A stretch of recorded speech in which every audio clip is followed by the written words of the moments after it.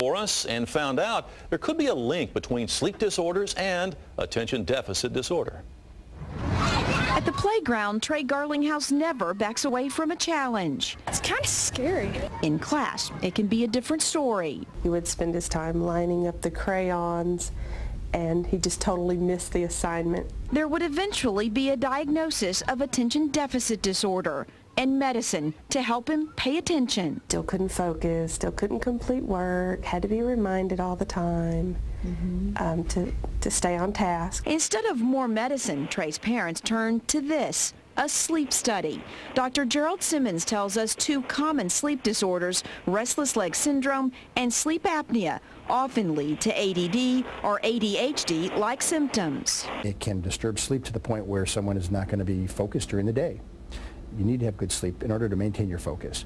The neurologist believes a third of children diagnosed with attention deficit actually have a sleep disorder. It's happening over and over and over again. Simmons tells us Trey has a subtle form of sleep apnea, a diagnosis that's often missed in children. We measured it more meticulously by measuring the pressures in his airway with a thin little catheter. We saw that he was working harder during the night with his breathing, and that fragmented his sleep. Trey began wearing a CPAP, a machine that uses positive air pressure to keep his airway open while he sleeps.